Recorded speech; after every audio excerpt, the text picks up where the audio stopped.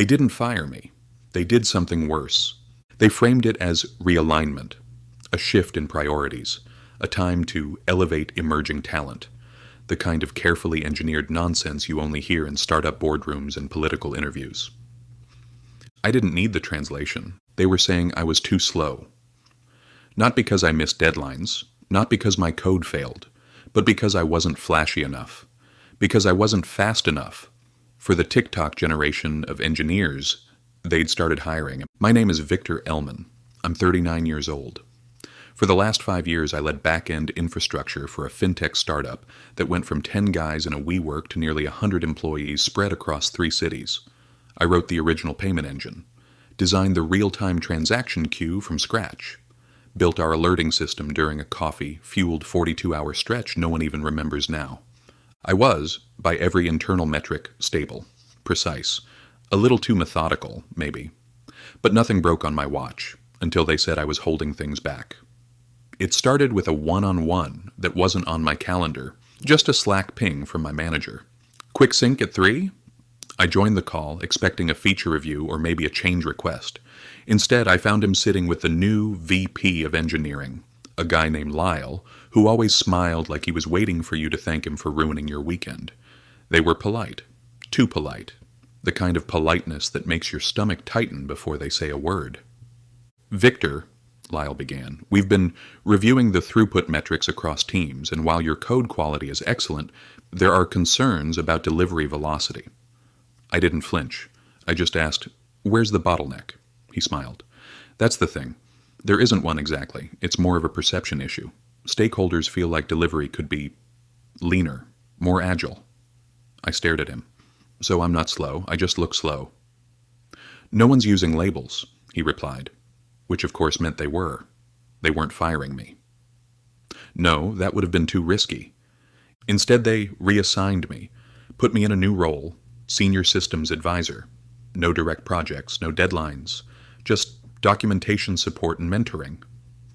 In practice, it meant they gave my current build to someone else, a younger dev named Connor, and told me to help him ramp up. Connor was talented, don't get me wrong, smart, fast, ambitious. But he lacked caution. The kind of guy who merged before testing, trusted staging too much, and thought CI logs were optional reading. I was asked to prep the project for handoff, specifically the code patch for the payment queue governor, a small but essential fix I'd been perfecting for 2 weeks. They wanted the code, not me, so I left it all clean. Commented, documented, ready.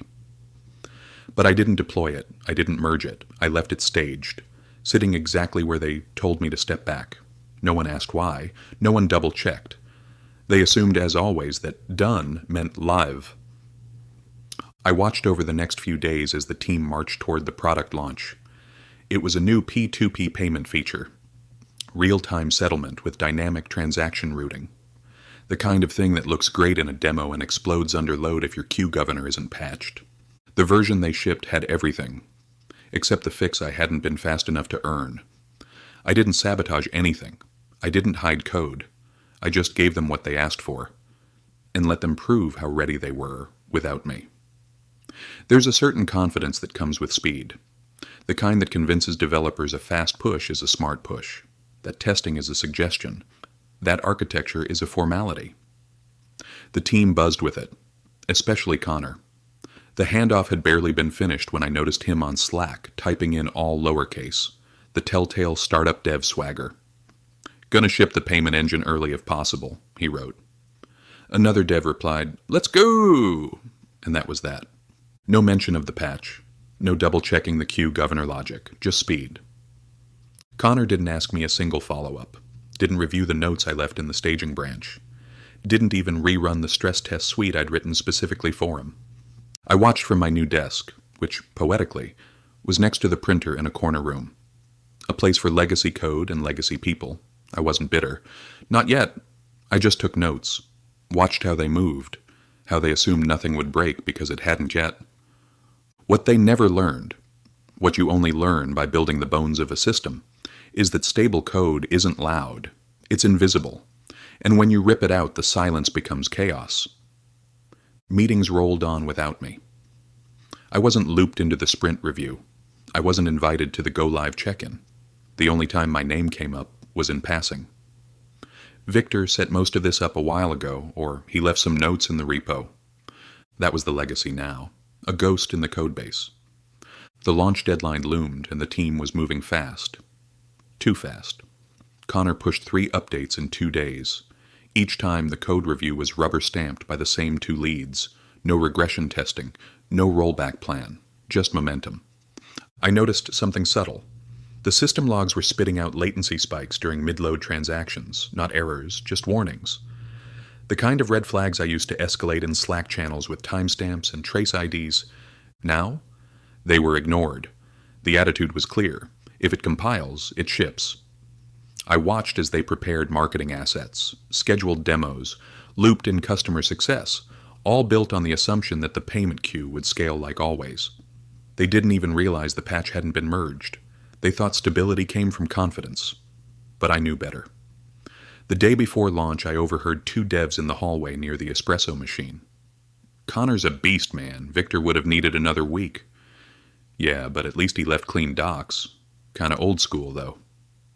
They laughed, walked off. It wasn't malicious, not really, but it stung in a way I hadn't expected. Not because they were wrong, but because they didn't know what I had done for that system, what I had prevented. Connor, for all his hustle, had no idea how brittle the routing logic was under high-volume bursts. That patch wasn't a bonus. It was the backbone. Without it, transaction retries would pile up, queues would overflow, and errors would cascade. But hey, maybe they'd get lucky. Maybe launch day would go fine. Or maybe they'd find out why I'd spent 2 extra weeks doing things the slow way. That night I stayed late, not working, just watching. Logged into the admin dashboard under my advisor profile. I had no write access, no deploy rights, just visibility. I checked the staging branch. My patch sat untouched. I scrolled through pull requests. Connor had branched off my work, but never merged the final fix. The one that routed overages to a dynamic buffer instead of retrying in real time. They were about to launch a real-time payment feature, with a static queue and no overflow handler. I didn't say a word, just closed the laptop, and went home. Because some lessons can't be taught in code reviews. They have to be felt, in logs, in alerts, and in silence. The morning of the launch, I arrived earlier than usual. Not out of curiosity, and out of instinct. You don't spend 5 years inside the bones of a system without knowing when it's about to make a sound it's not supposed to. From my new corner desk, I watched the team buzz around with that electric pre-launch energy. Marketing folks hovered around screens. Customer success was rehearsing onboarding scripts. Connor strolled in with coffee and confidence. "Today's the day," he grinned at someone across the room. No one looked nervous. That was my first red flag. I opened the internal observability dashboard. It wasn't my job anymore, but old habits die hard. I refreshed the metrics for the payments cluster and stared at the graphs. The system was alive, but twitchy. Transaction latency was slightly elevated even under pre-launch test load. Not enough to set off alarms, but enough to know something wasn't scaling right. I checked the staging logs again. The patch, my patch, was still sitting in its sandboxed branch. Green check marks, reviewed, documented, never merged. Just sitting there. Waiting.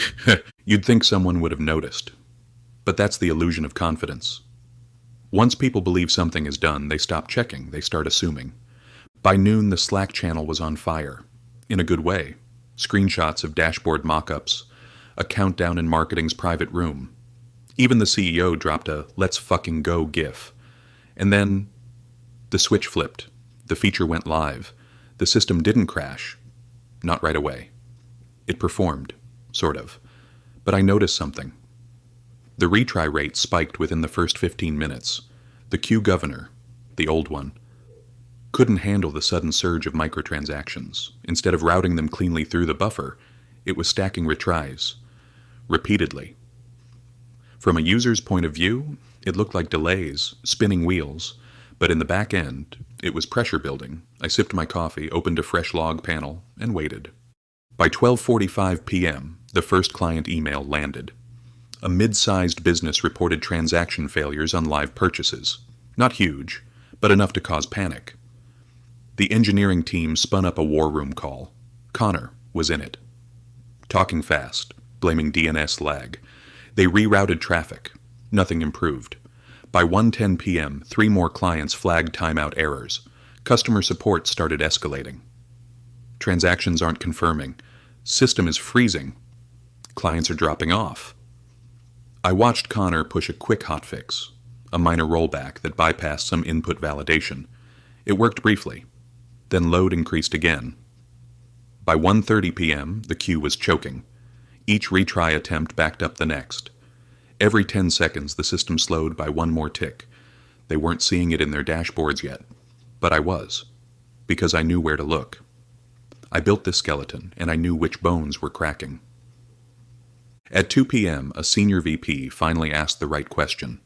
Was Victor's patch ever deployed? Silence. Someone pinged Connor. He didn't answer. He was in terminal, trying to debug the response middleware, chasing ghosts. I clicked open my GitHub watch list. The last commit from Connor's branch was 5 days ago. My patch, the one labeled Priority Overflow Protection, was untouched. And now they wanted answers. I didn't jump in, didn't offer solutions, just sat back and let the timeline speak for itself. Because the problem wasn't that I was too slow. The problem was that they never checked what I'd already finished. By 2:30 p.m., things weren't just failing. They were unraveling. The queue governor was overloaded. Retries were stacking recursively, and the processor couldn't release enough threads to reset in time. What that meant for users was simple. Payments froze. For the engineering team, it was a slowly unfolding nightmare. The war room was full. Connor was screen-sharing logs he didn't fully understand. Other devs were shouting suggestions. Some blamed the load balancer, others tried restarting isolated services. One poor intern suggested increasing memory allocation like it was a RAM issue. None of it helped. Because the problem wasn't in the infrastructure. It was in the missing logic. The patch that never made it into production. I stayed silent. I wasn't in the war room, wasn't on the incident report list, but I had eyes on everything. At 2:43 p.m., the monitoring dashboard finally caught up. CPU usage flatlined, not because load decreased, but because the system was choking. No new processes were starting. The queue had reached terminal velocity. The real-time payments feature, the one they'd celebrated in their launch email, it was effectively down. I checked the customer support ticket dashboard. 32 live complaints, 12 flagged as critical. 4 already demanding refunds. That's when the CEO stepped in. He dropped into the war room like a general inspecting a battlefield that had already been lost. He didn't raise his voice. That wasn't his style, but the silence that followed his Slack message said everything. What exactly went wrong? No one answered. Connor tried. He fumbled his explanation, blaming a possible race condition, suggesting it might have been caused by unexpected edge cases, but the logs were clear. There were no edge cases. This was the main road, and they'd driven straight off it. At 3 p.m., someone finally opened the Git history. They saw the patch, saw the label, saw the comments. Fixes queue overflow under load. Finalized after staging stress test. Pending merge. And then came the question, why wasn't this deployed? By 3:15 p.m., I was getting pings, first from Lyle, the VP who'd sidelined me, then from Connor, then from DevOps. Hey Victor, mind jumping into the call for context? We think one of your patches might solve this. Could use your insight. It was almost amusing how quickly perception shifts when things go wrong. Just hours ago I was the guy who worked slow. Now I was the guy with the only working solution. I didn't rush. Took my time. When I joined, the war room fell quiet. No greetings, no forced smiles, just desperation. The CEO was still on. He looked tired, older, and when he saw me, he nodded. Victor, can you walk us through the patch? I did, calmly, succinctly. Explained the flow, the failover buffer, the back pressure handling. I showed them the staging logs, the comments. I didn't gloat, didn't raise my voice, just let the code speak. At 3:45 p.m., they deployed the patch. By 4 p.m., latency dropped. By 4:15 p.m., retries stabilized. By 4:30 p.m., transactions began flowing again. The system wasn't fully healed. The brand damage had already been done. But the bleeding had stopped. No one said it, but everyone felt it. The guy they said was too slow had just saved the thing they'd rushed out the door. And I didn't need to say, "I told you so," because by that point, they already knew. The next morning, I walked into the office like it was any other day. No fanfare, no applause. Just the usual buzz of keyboards and caffeine. But the energy had changed. People glanced at me longer than usual. Some nodded. A few looked embarrassed. I didn't need recognition. I had clarity. Connor wasn't at his desk. Neither was Lyle. Word was they were in meetings, reviewing incident outcomes. I didn't care. I had no interest in blame games. I'd already played my part. By 10 a.m., the calendar invites started rolling in. One from the CTO, another from product, a third from postmortem committee. That was new. I accepted all of them. The first meeting was tense. Lyle opened with an apology so polished it could have been written by legal. We acknowledged there were gaps in our release workflow that led to instability. "Victor, Key, we appreciate your steady hand." I said nothing, just waited. The CTO took over. "Let's focus on root cause." And for the first time since this all began, someone actually asked out loud, "Why was the patch missed?" The postmortem process was designed to be blameless. That's what they always say. Focus on the system, not the people. But this time the system was people. Connor admitted he never reviewed the patch. "I assumed it had already been deployed," he said. The dev lead admitted the same. "I saw Victor's branch in staging and thought it was optional." Lyle tried to frame it as an unfortunate oversight in communication. I spoke once, just once. "The patch wasn't merged because I was removed from the project." Silence. "I documented it, tested it, flagged it, but I was told speed mattered more than caution, so I stepped back and let the team run." More silence. "You didn't miss the fix because I was slow. You missed it because you stopped checking." After the meeting, the CTO pulled me aside. "You handled that with class," he said. I didn't answer. Just looked at him. He added, "We want you to take over a new role. Infrastructure lead. Redesign the deployment flow. Make sure this doesn't happen again."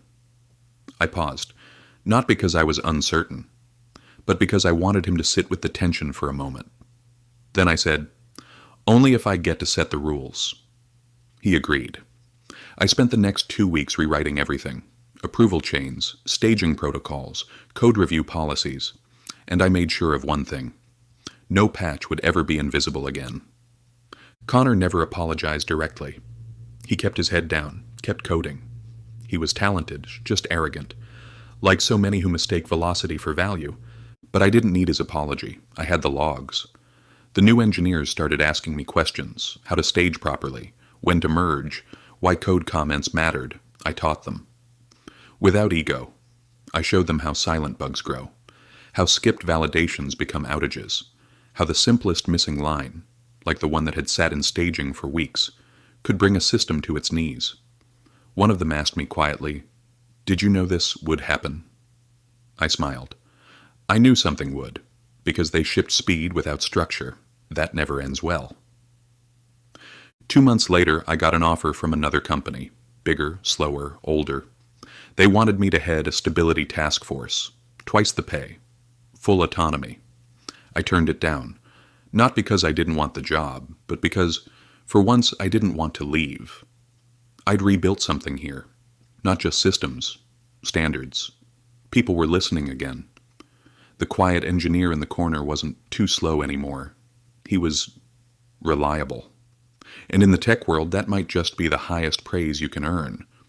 6 months later, I stepped out of the building for the last time, not because I was pushed, not because I was sidelined, but because I chose it. The system was stable, the processes were in place, and most importantly, the people I had trained were ready. I had turned down the flashy offers, declined the interviews. I wasn't chasing titles anymore. I had learned something deeper. There's a kind of peace that only comes when you've seen a system break, rebuilt it yourself, and left it stronger than when you arrived. There was no farewell party. I didn't want one. No speeches, no fake smiles, no cupcakes with logos. Just a few nods from those who knew. One of the new engineers, Maria, stopped me by the elevator. She had joined a few weeks after the incident and had quietly become the kind of dev every team needs. Quiet, smart, hungry to learn. She said, "I read your patch history." I smiled. She added, "Thanks for not deleting it after the chaos." I looked at her and replied, "I didn't leave the patch for the company. I left it for whoever was smart enough to look back." I drove home with the windows down. No calls, no emails, just the wind. I thought about all the times I had stayed late, all the weekends I'd rewritten features because a stakeholder panicked, all the moments when someone said, "This just needs to go live. Trust me." They'd never earned that trust, but I gave it anyway. Now I wasn't bitter. I wasn't even tired. I was finished. I opened a fresh notebook that night, not for code, for ideas. I didn't want to work under someone else's broken playbook again. So I started sketching something new, a micro-consulting firm. Just me. Focused on startups that wanted to grow fast without falling apart. Scalable by design. That's what I'd call it. Not sexy, not venture-backed. Just clean. Intentional. Efficient. Like a good patch. Not rushed. Just right. A week later, I received an email from the CEO. Short. Director. "You were right. We built too fast. Thanks for giving us time to fix it." Attached was a document, a short write-up for internal use titled "What the Victor Patch Taught Us." I didn't even open it. I didn't need to. Because they named it after me. That was more than any raise or title could have given. Legacy isn't a badge. It's a bug you fix that never came back. It's a system that stays stable after you've gone. And that's exactly what I had built. As I poured a cup of coffee the next morning, I didn't feel like a hero. I felt like a builder. A man who saw something breaking before it cracked. A man who warned them, who stepped back, and then let the system prove the difference between fast and ready. And that's when I knew I had done the right thing, because the truth is, they never slowed down to notice what I had done. But once it all fell apart, they never forgot who held it together.